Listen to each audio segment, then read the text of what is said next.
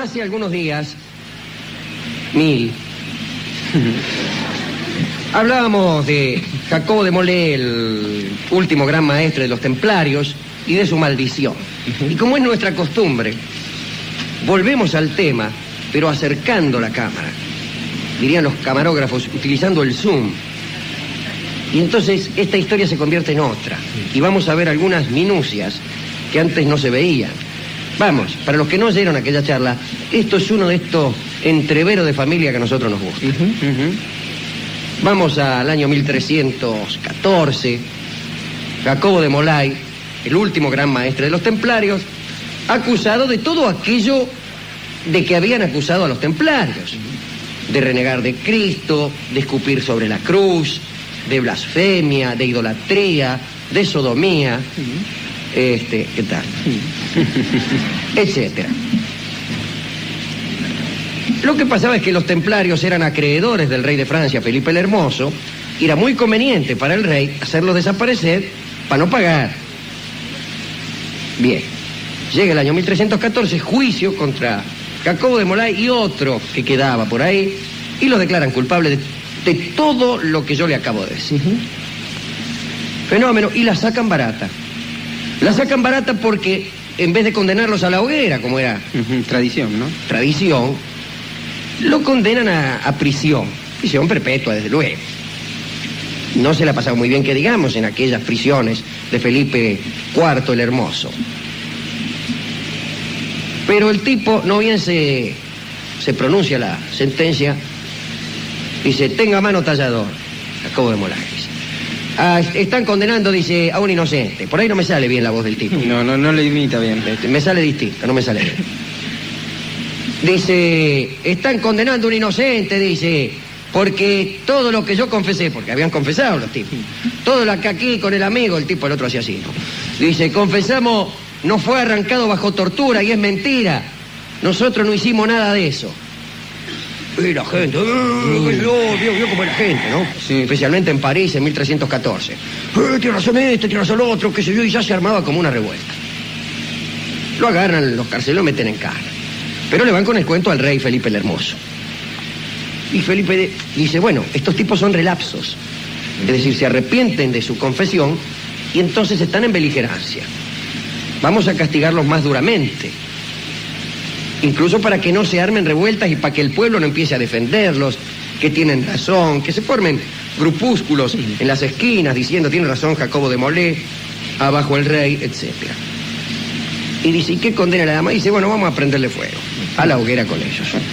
Y efectivamente, lo mandan a Jacobo de Molay y a uno, no me acuerdo cómo se llamaba, Godofredo, a la hoguera. Lo queman ahí en el islote de los judíos, no lejos de la isla de la Cité, donde estaba el centro de París por otra parte en aquel momento, y también donde está ahora, si bien se mira. Arman la pira, rama seca, qué sé yo, un palo en el medio, los atan a los dos, Jacobo de Molay y a su compañero. Asiste el rey con sus hijos, 3 hijos varones, Luis, Felipe y Carlos. Sientan ahí en un palco, vamos. Y asiste la gente, porque la gente era muy cruel en aquel entonces. Era un espectáculo edificante. Pero claro, iban los chicos también. Sí. A ver cómo quemaban a un ñato. Iban los chicos, bueno, y ellos le prenden fuego a los chicos. Primero el viento empieza a soplar de un modo tal que el que se quema es el compañero de Jacobo de Molay. Y a Jacobo parecen respetarlo las llamas. Esto genera una cierta inquietud supersticiosa en el público, que se oye, miró. Pero ya cuando el tipo empieza a agarrar fuego, Jacobo de Molay empieza a gritar y pronuncia una célebre maldición, dedicada a los 3 personajes que más lo habían perjudicado. A saber, el rey, Felipe IV el Hermoso, el Papa, Clemente V, y Nogaret, el guardasello de la corona, el jefe de policía de la corona, el que lo había torturado y lo había obligado a confesar. Vamos, era el torturador oficial del rey, no Nogaret. Y entonces le dice, Rey Felipe, Papa Clemente, guardasellos Nogaret, os convoco al juicio de Dios en menos de un año. malditos, malditos todos vosotros, hasta la 13ª generación.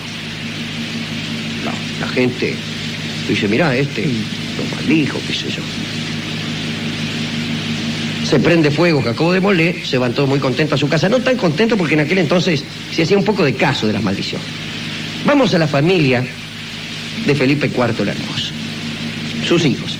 Isabel, casada con Eduardo II, rey de Inglaterra, y vivía en Inglaterra con Eduardo II, que como ustedes saben, fue el primer príncipe de Gales, y era un rey muy disoluto y muy cruel. No le gustaban mucho las mujeres y sí los albañiles. Y era famoso por eso.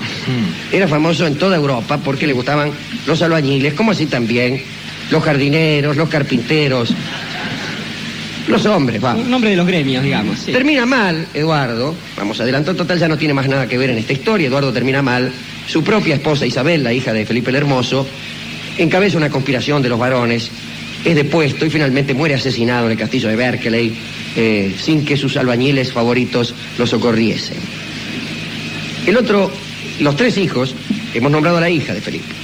Los 3 hijos son el mayor, heredero de la corona, no Delfín todavía, porque no se llamaba así, casado con Margarita de Borgoña,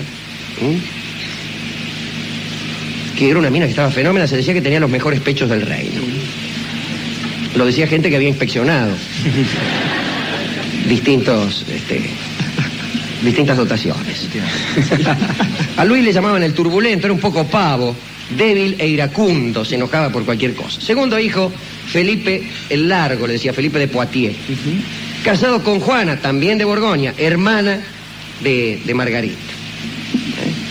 Y Carlos, el menor, casado con Blanca, otra hermana de las de Borgoña.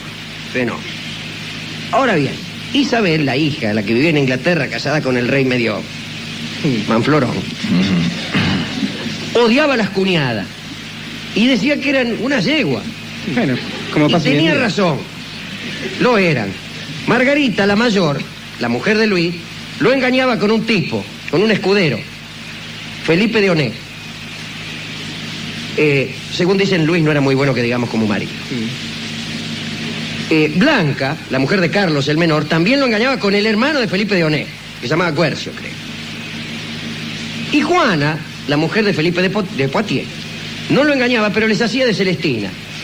Les armaba la cita, el correo sin estampilla, alcahueta. Te cuido a los chicos, yo decía, mientras vos vas. Se juntaban en la torre de Nesle, que quedaba en la misma casa de Luis, del mayor de los hijos, el más pavo de todos. Y ahí se juntaban todos, Juana, que hacía de Celestina, Margarita con su amante Felipe, Blanca con su amante Guercio, y se armaba una festichola que para qué te voy a contar. Eran todas parejas de hermanos, de modo que la familia que fornica unida permanece ahí. unida. Entonces... Y los tipos no sabían nada. Pero Isabel, desde Inglaterra, se entera. No es que se entera cabalmente, sino que oye rumores, o le parece a ella, que estas tipas tienen que tener amantes. Y lo convoca Roberto de Artois, que era un tipo que estaba enemistado con la madre, con la condesa de Borgoña, madre de las 3 muchachas, de las 3 yeguas, por la disputa del condado de Artois, que se le tenía brosca y la quería reventar. Y se le iba a reventar a las hijas, vas a ver. Se entrevista con Isabel y dice, che, yo estoy seguro que estas tipas andan con alguno, pero no sé con quién. Isabel le dice, vos vigilala, en cuanto te entere, me avisá. Y yo bato la cana ante mi papá Felipe. Roberto de Artois empieza a vigilarlas a las minas.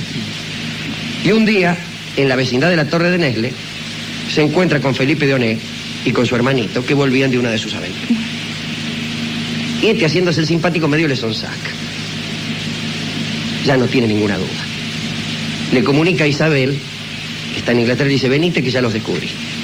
E Isabel se viene y le cuenta al papá, a Felipe el Hermoso, que además le decían el rey de hierro porque era crudelísimo.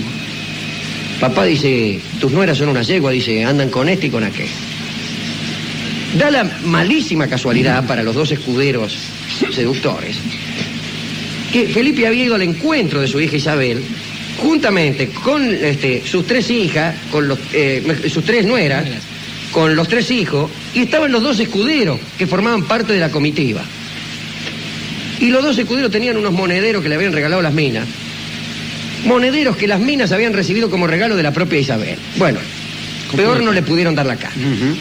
Ahí el rey los encana a los tipos y a sus nueras. Penas. Las chicas fueron condenadas, por lo menos, primero torturaron a los tipos, ¿no? Para que confesaran todo.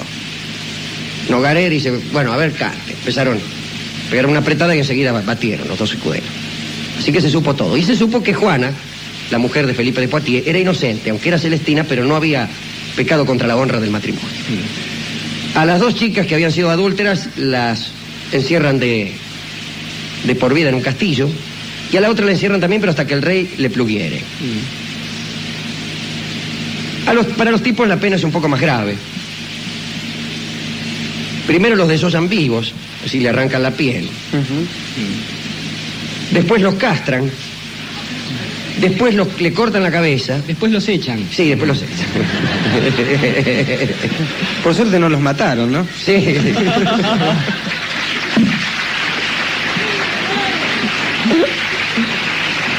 Bueno, dice, por lo menos conservamos la vida. Se salvaron por una y después cabeza. los ponen ahí en exposición. Por supuesto, a todo este teatro asiste también el público, sí, que debe haber considerado que esta función era todavía mejor que la primera, especialmente en ciertos momentos. Pero también son obligadas a asistir las tres muchachas, ya calvas, rapadas. Las mandan allá, qué sé yo. Ahora, se complica todo. Luis tenía una hija y dice, bueno, si esta mujer me ha estado engañando, esta hija no es mía. Pero la maldición empieza a surtir efecto. Se muere el Papa Clemente, enseguida, al mes. Nogaret muere envenenado. Ya hablaremos también del guardasello Nogaret. Y finalmente muere Felipe el Hermoso, ese mismo año, Fontainebleau. Mueren los tres, se cumple la maldición. En el término de un año vais a comparecer ante el juicio de Dios. Pero sigue con los descendientes, porque asume Luis, el turbulento. Y avergonzado por su fracaso matrimonial se quiere casar con otra mina, pero para eso tiene que anular el matrimonio. Y no lo puede anular porque no hay papa. El concilio no elige otro papa. ¿Y entonces qué hace? La mata. La manda a matar. Manda a matar a Margarita, que está presa. Y se casa. Pero la condesa de Borgoña, que le tenía mucha bronca, lo envenena a él también, con garrapiñadas. A Luis le gustaban las garrapiñadas, le envenenó una garrapiñada y se le puso en el vaso. El tipo empezó a comer garrapiñada, chao. Adiós, Luis. Asume su hermano Felipe el Largo. Perdona a su mujer Juana, que era la Celestina, y la hace reina de Francia. Se muere Felipe el Largo también, enseguida. Lo sucede el hermano menor, Carlos IV. Ya había anulado el matrimonio con Blanca y Blanca se metió a monja. Y se muere también. Todos se murieron sin sucesión. Y el hijo póstumo que tuvo Luis se murió también. Y se terminó la dinastía. Se terminó la dinastía y asumió Felipe VI de Valois, fue el primero de los Valois. Pero, y este es el último cuentito, Nogaret, el guardasellos, era muy meticuloso con los asuntos de la religión, porque él era descendiente de cátaros, que eran una especie de herejes del sur de Francia, que negaban la divinidad de Cristo, se oponían a la procreación, si el que procrear era malo, de manera que eso era una secta que no tenía futuro.